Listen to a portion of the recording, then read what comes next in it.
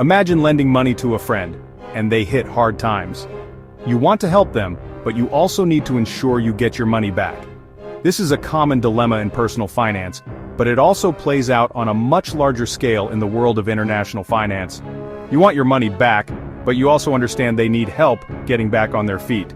This balancing act of compassion and financial responsibility is at the heart of many economic relationships, including those between countries and their creditors. This is a simplified version of the situation brewing between Ethiopia and its bondholders. Ethiopia, a country with a rich history and a rapidly growing population, has been facing significant economic challenges in recent years. Ethiopia, facing economic hardship, is trying to restructure its debt, essentially renegotiating the terms of its loans. This process is crucial for the country to regain its financial stability and continue its development efforts. Debt restructuring can involve extending the repayment period, reducing the interest rate, or even cutting the principal amount owed. However, a group of these lenders, known as bondholders, are crying foul. They are concerned that the proposed terms of the debt restructuring are unfair and do not adequately compensate them for the risk they took in lending to Ethiopia. This has led to a standoff between the bondholders and the Ethiopian government. They claim a recent report by the International Monetary Fund, which assessed Ethiopia's ability to repay its debts, is flawed. The IMF's report is a critical document that influences the decisions of international creditors and investors. If the report is overly optimistic, it could lead to decisions that might not be in the best interest of the bondholders. They argue that the report underestimates the economic damage caused by the Tigray conflict, making Ethiopia's financial situation appear rosier than it truly is. The conflict in Tigray has had devastating effects on the region's economy, infrastructure, and population. Bondholders believe that these impacts have not been fully accounted for in the IMF's assessment, leading to a misrepresentation of Ethiopia's ability to meet its debt obligations. This dispute highlights the complexities of international finance and the challenges faced by countries in distress. It also underscores the importance of accurate and transparent economic assessments in maintaining trust between borrowers and lenders. As Ethiopia and its bondholders navigate this difficult situation, the outcome will have significant implications for the country's future and for the broader international financial system. The conflict in Ethiopia's Tigray region, raging for over 2 years, has devastated the nation's economy. The fighting has not only caused immense human suffering, but has also led to a significant economic downturn. Businesses have been destroyed, infrastructure has been damaged, and the overall economic activity has slowed down dramatically. The war has created an environment of uncertainty and fear, making it difficult for economic activities to thrive. Think of a shop owner forced to close their business due to violence and instability in their area. This is not an isolated incident but a widespread issue affecting thousands of small and medium-sized enterprises across the region. These businesses are the backbone of the local economy, providing jobs and services to the community. When they shut down, the ripple effects are felt far and wide, leading to increased unemployment and poverty. Their income dries up, and they struggle to pay their bills. Families are left without a steady source of income, making it difficult to afford basic necessities like food, shelter, and healthcare. The financial strain leads to a decline in the quality of life and exacerbates social issues such as malnutrition and lack of access to education. This is what happened on a larger scale in Ethiopia. The entire nation has felt the economic shockwaves of the conflict. Key sectors such as agriculture, manufacturing, and services have been severely affected. The loss of productivity and the destruction of assets have set back economic progress by years, if not decades. The conflict led to widespread displacement, disrupted agricultural production, and scared away foreign investment. Thousands of families have been forced to flee their homes, leaving behind their farms and livelihoods. The agricultural sector, which is a major contributor to the economy, has been particularly hard hit. Crops have been destroyed, and farming activities have come to a halt, leading to food shortages and increased prices. The government had to divert resources to the war effort, further straining the economy. Funds that could have been used for development projects, healthcare, and education were instead allocated to military expenditures. This diversion of resources has had long-term implications for the country's development and has hindered efforts to improve the living standards of its citizens. This situation, the bondholders argue, has significantly impacted Ethiopia's capacity to repay its debts, a factor they believe the IMF report downplays. The rising debt levels and the inability to meet repayment obligations have put the country in a precarious financial position. International creditors are concerned about the sustainability of Ethiopia's debt and are calling for more realistic assessments and solutions to address the economic challenges.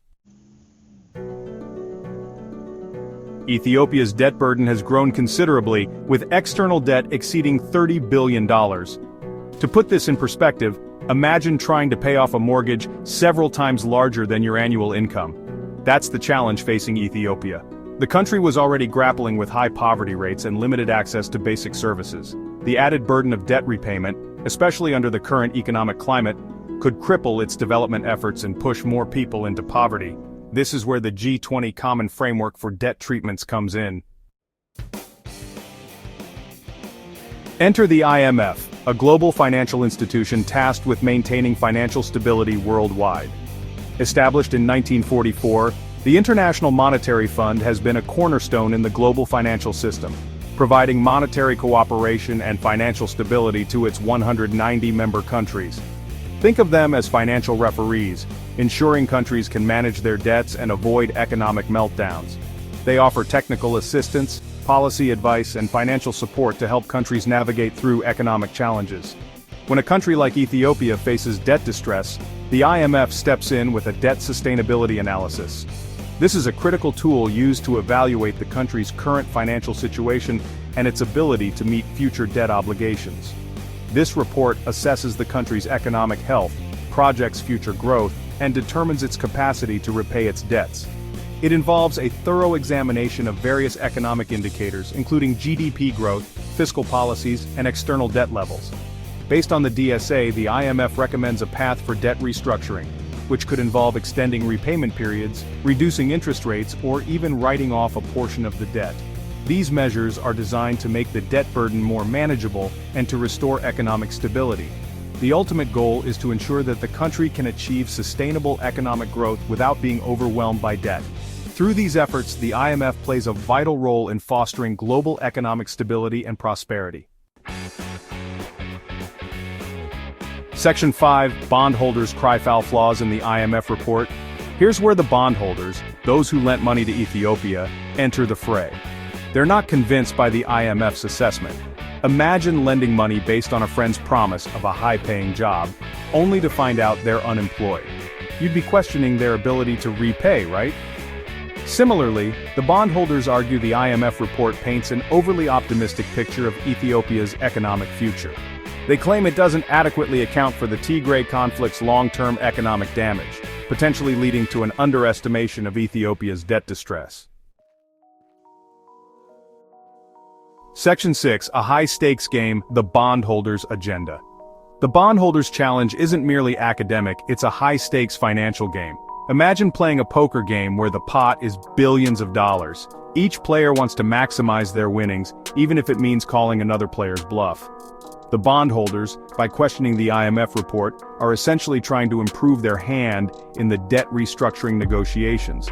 They're hoping to secure a better deal for themselves, potentially getting a larger portion of their money back or receiving more favorable repayment terms.